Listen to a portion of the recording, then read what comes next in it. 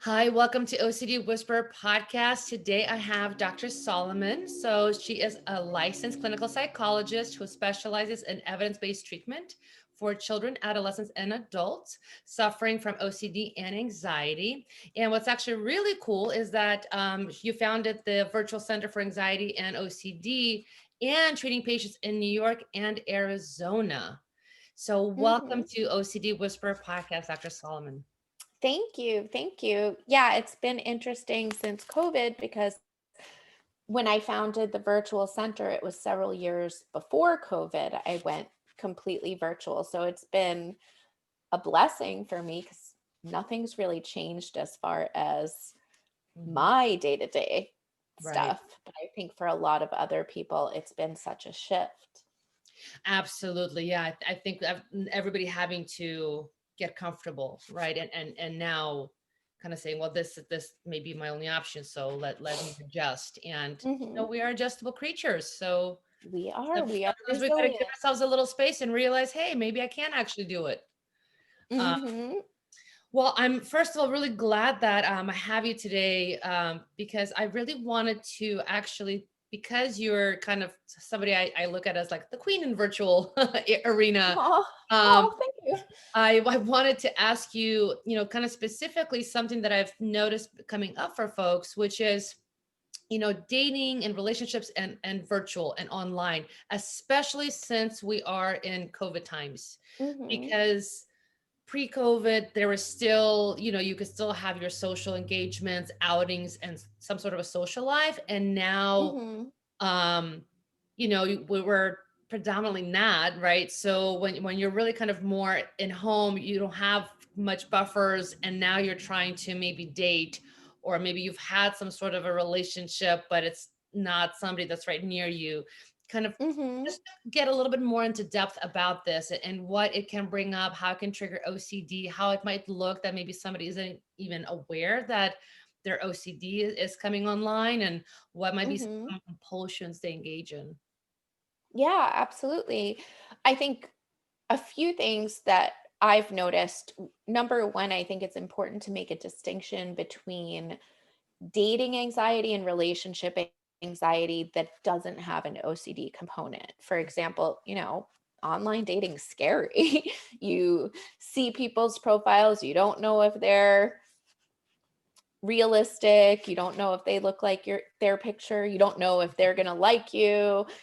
um the awkward meetings, that kind of thing, and then like, are they really here to date or just hook up? Just so much dating anxiety that feeds into social anxiety, I think, is there. And for people that are single now in COVID times, feeling lonely, wanting to date, and if they weren't into those Mhm. apps and online dating, trying them out for the first time. So I think there's that whole component. Yes. And for people with social anxiety and self-esteem issues, that brings on a whole other Yes. ball of wax. But and then with OCD and our OCD particularly, I think it can be intensified in different ways depending on the status of the relationship, whether it's that initial dating or long distance relationship or somewhere in the middle. Hmm. So, Yeah. yeah, there's a lot.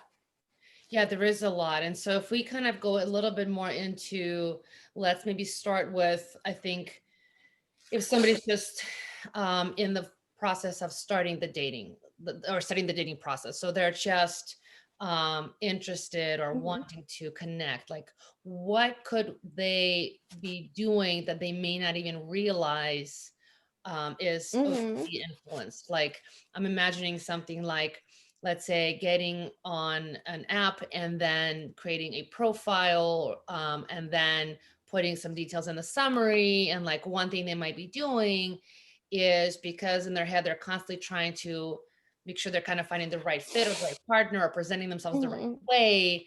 They might not recognize that they're changing maybe they're changing their summary or their profile mhm, often.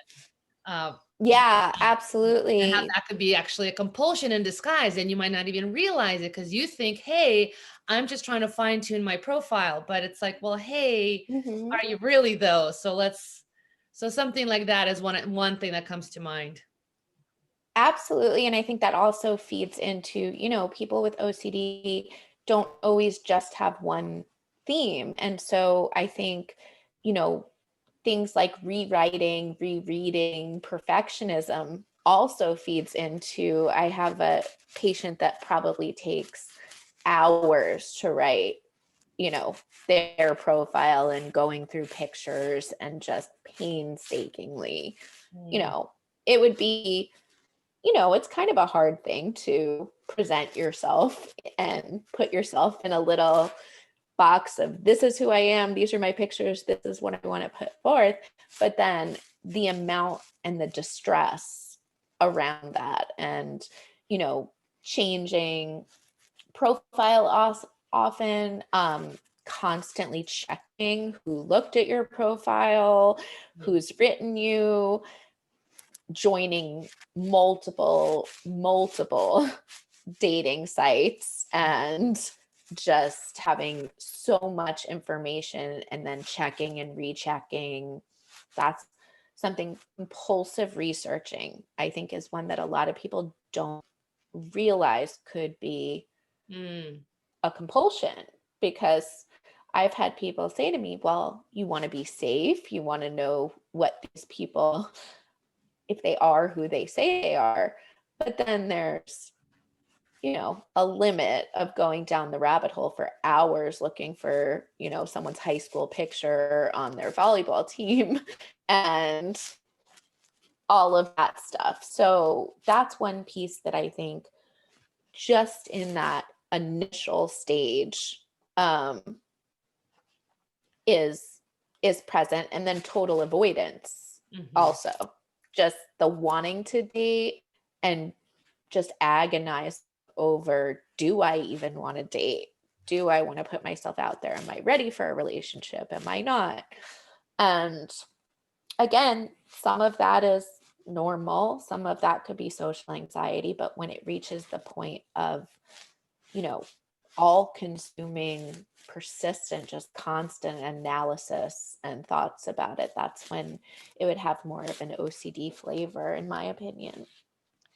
Yeah, and I can imagine, just to tease that out, one thing that comes to mind as you just said that is, yeah, like if somebody, let's say, sets, let's say, something up, and then, like you said, right, it could be multiple things going on. It might be a relationship OCD, it might be perfectionism, it might be this whole just, that whole just right component. But let's say that somebody does set something up, you're having some interactions, and then let's say you're asked like, okay, let's jump on a call, or let's kind of take the next step. And like suddenly, instead of moving forward, which is why you would enter a dating app in the first place, you find yourself, like you said, suddenly like having a massive anxiety around it, or a lot of fears, or starting to compulsively analyze, oh my God, I don't know if this is really the right Mhm. thing, or is this really the right person? I don't think I can jump on. Should I jump on? I don't know. And then you shut everything down and just say, no, no, no, it's okay. Forget it. Forget the whole thing. But then Yes. you obsessively are going, well, but what if I never find the right partner? What if I never find anybody? But on the outside, you feel like, oh, well, wait a minute, you're having some viable responses here. Like people are actually Mhm. interested, they're wanting to connect. So why not take that next step and just connect, right? And then it could be the secondary fears of like, well, what if I connect and I don't like them, and then I have to somehow say no, and I'm going to feel obligated. So it's like this Mhm. this Or they don't overthinking. like me and I get rejected, which I wouldn't consider our OCD. The other thing that I do see is just kind of like boyfriend or girlfriend shopping, just constant writing everyone to kind of check how are they going to respond, looking at like minute details, like, oh, well, that person looks like they're balding, are they going to bald more, would I be attracted to them later, or Mhm. they have a picture with another person, do they have a lot of friends, or just these constant questioning and going super deep into a profile without meeting the person or talking to them. Just that analysis of Mhm. very little information based on the profile, and then just having, you could have hundreds of people that you're texting or contacting back and forth and trying to decide, okay, who's the person that I should jump on a call with? And Yeah. I think that's that a whole very piece. good point also. Yeah, about that hyper focus, and going in so deep sometimes, or like, yeah, Mhm. like you're not even realizing that when you're sending questions, like what's really the function of that? Are you just because you're actually getting to know them, or you're actually checking to see how, oh, they replied this way, then that's a no, or they replied this way, okay, maybe, or, Mhm. and I mean, again, there's an element where organically sometimes, sure, we do that, but it's different when it's OCD because you get really fixated, you get stuck, you obsess about it, you compulsively are going over it and over it and over it. And instead of having a resolution or clarity and moving on, you get more stuck, you Mhm. get more anxious, you have more questions, and everything really kind of falls apart. So you're really not moving forward in any. Yeah, it becomes that cycle. The other thing I kind of distinguish with our OCD, and there may be more variations, but in my mind, I try to distinguish between partner focused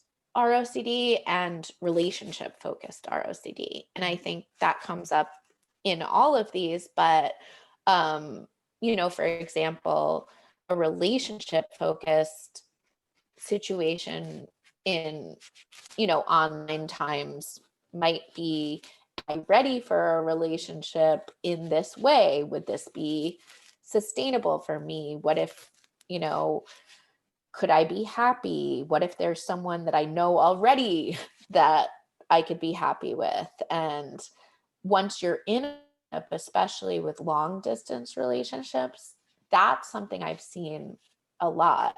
Um, More than anything else, actually, I've seen people that have been in long distance relationships that normally they'd be able to hop in the car and go visit or take a plane trip, and they've had somewhat of a schedule. And then now, because of COVID, that's interrupted. Mm. And maybe they've had ROCD before, but then it becomes just really triggering to, have these online conversations. I've seen a lot of reflecting on, like, well, I didn't feel super passionate today, or I didn't feel really connected. Does that mean that this is the right person? Does Uh, that mean that everything before was a sham? Was it just exciting because we had travel time together?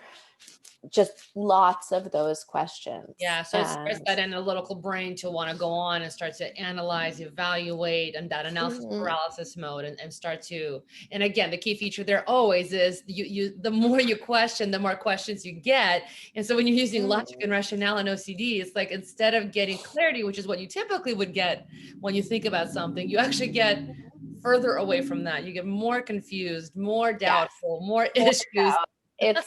It's the maybe game. It's kind of like, as soon as you think, oh, okay, it's probably this. I probably just, we had an off day, or maybe I was tired, and it's weird to have a Zoom date. And then OCD is like, well, maybe Uh-huh. it's actually that you're really unhappy and that this isn't the right person. Or maybe you're sexually attracted to other people. Maybe you should check. Um, so lots of that doubt that comes up as soon as you feel like you have a little bit of clarity. It's like tapping on the shoulder, but wait, there's Uh-huh. something else to consider. Yeah, are you sure? Mhm. Yeah, absolutely. That's actually a really great point that you brought up in terms of this, the kind of the next step is if you're not just starting, but you're with somebody, and especially if it's long distance, how it with this whole dynamic, it can shift now onto hyper focusing and over and analyzing like the virtual connection, and I Mhm. imagine even something like, oh, did I get enough texts today, or Yes. how come I haven't heard from you in X amount of time, or hey, I didn't see the smiley or some emoji, or because again, Yes. right, we have to think about those are like basic things of how we try to communicate our Right. and emote virtually. So an OCD person might be, I, I think, much more sensitive and vulnerable uh, Hmm. to those details, right? And it also depends, on age range. I think, I see a lot of teens, and even before online dating, everyone texts and it's analyzing like, okay, there was this emoji, but then Yeah. there was this. What do you think it means? But then carrying that over to OCD, just even more, asking every friend, sending screenshots to everyone, constantly asking your partner, or, are you sure you're not mad at me? Is everything okay? Is this, Yeah, all that's of a it. great point you're making. And because you just said teenagers, now I'm curious to say what's something you see adults do, or how might that vary a little bit for that population? I usually don't see adults over 50, so I can't speak to that Okay. population, Yeah. but a lot, I mean, in adults, I think there's still emphasis on text, but I think adults tend to want to connect earlier and not have text just be the whole basis of all conversation. But I do see adults a lot with OCD, or just kind of that rumination, perfectionistic, moral OCD also goes into it. Like, did it hurt that person's feelings, not responding immediately? Um, but with adults, I think it's also more in person and more partner focused type of obsessions, Mhm.